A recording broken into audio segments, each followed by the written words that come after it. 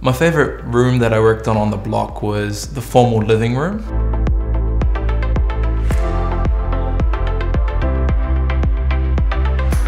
Mitch and Mark did such a good job of mixing all of their finishes and their colors. And that room, being a formal living room, was quite busy, but they do such a good job of matching all of these different things, and it was fun to be a part of that. The part that I liked was being on site, bringing stuff down and seeing how efficiently the electricians put everything up. I walked in and with the product, and literally 20 minutes later it was up.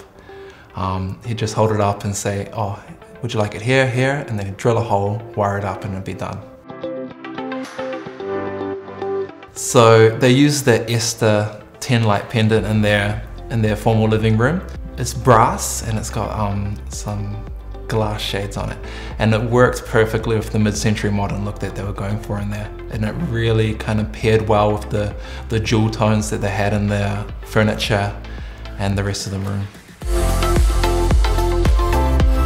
So my favourite room on the block this year was with Jesse and Mel in number 5. Not necessarily one room, but it was the kitchen, dining / living space, because it was all one big open plan space.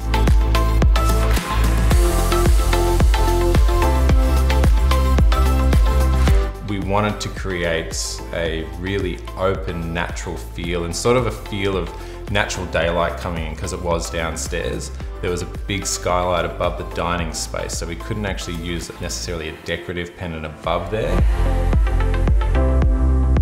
To create a feature of the space, but also have that natural light feel, we ended up using high-powered daylight LED strip around the entire perimeter of the bulkhead of the room that was automated and dimmable, so that way they were able to customize the intensity and the brightness. And because it was facing upwards from the bulkhead as it reflected off the ceiling, it made it sort of feel like it was one big massive skylight in the space that really highlighted the entire place evenly without being too glary or too obtrusive in the space. But in order to add some decor feature, we did use a brand new pendant called the Avenue, which is super cool. It's like this space age ring on ring pendant, which we put above the kitchen counter.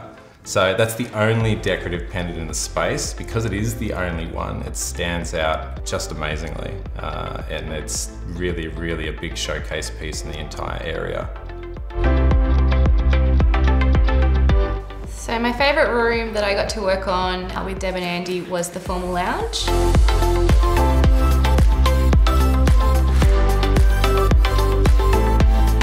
It's probably the room that I had the most play with.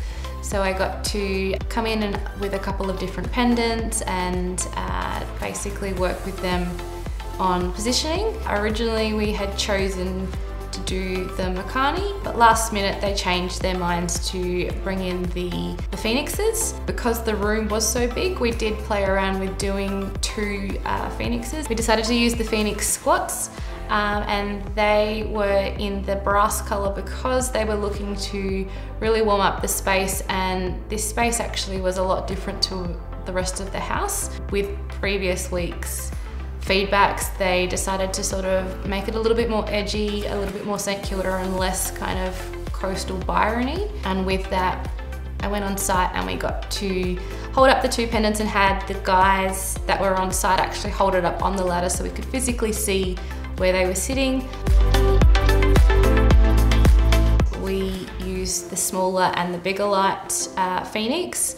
And then with that, we also decided on what kind of artwork would be in there and whether they wanted it to be highlighted. And we used wall washers to wash the light across the room so that we could highlight the artwork and really use the indirect lighting as the main source of light. The Phoenix pendant that we chose were the squat ones that look quite like a hat, so they're very thin wiring and they're very top hatty, so we had the 2 of them and they looked really cute together. So my favourite room on the block was probably Tess and Luke's courtyard. There was a lot of different elements that they used in the space, and it was really a very versatile space that they had to use. With it, we did a lot of exterior lighting in terms of it went around the exterior of the actual courtyard itself. It lit the walls mostly, so it left a lot of space in between to be a little bit more ambient. Because there was a giant void over the top of the actual courtyard itself, so it made it hard to light from above. It gave the space a really ambient mood, as well as creating a really nice vibe to the space too.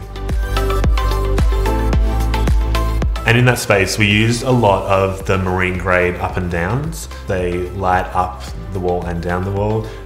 We also used the marine grade products mainly because they were so close to the ocean, so it just meant there was no corrosion or anything like that on any of the products that they actually had.